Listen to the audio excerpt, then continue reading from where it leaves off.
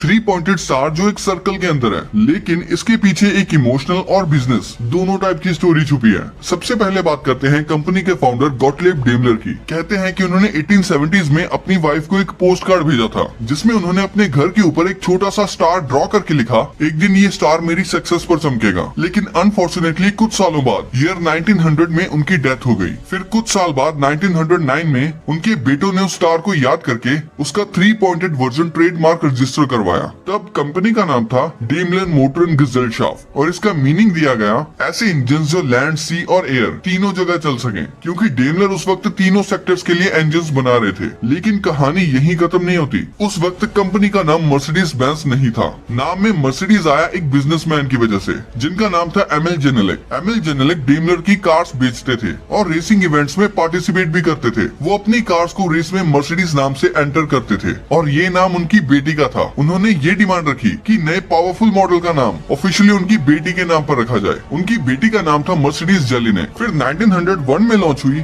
Mercedes 35 HP और वो इतनी सक्सेसफुल हुई कि मर्सिडीज नाम ही ब्रांड आइडेंटिटी बन गया। यानी मर्सिडीज किसी टेक्निकल टर्म से नहीं, बल्कि एक बेटी के नाम से आया। और इसलिए आया क्योंकि एमिल जेनेलिक ने कंडीशन रखी थी और वो उस टाइम कंपनी के सबसे बड़े डीलर और प्रमोटर थे, इसीलिए उनकी बात माननी पड़ी थी। फिर 1926 में डेमलर मोटर एंड गेजेलशाफ्ट और Benz and C company merge हुए और तब ऑफिशियली नाम बना मर्सिडीज बेंज। तब डेमलर का 3 पॉइंटेड स्टार और बेंज का लॉरल रिथ डिजाइन कंबाइन किया गया। बाद में स्टार के राउंड सर्कल ऐड किया गया, जो यूनिटी, परफेक्शन और ग्लोबल रीच को रिप्रेजेंट करता है। ये सर्कल एक्चुअली बेंज के लॉरल रिथ से इंस्पायर था, जो विक्ट्री का सिंबल था। वक्त के साथ साथ रिथ सिंप्लीफाई होकर एक क्लीन रिंग बन गया और वही आज मर्सिडीज बेंज की पहचान है, जो विक्ट्री और एक्सीलेंस को रिप्रेजेंट करता है।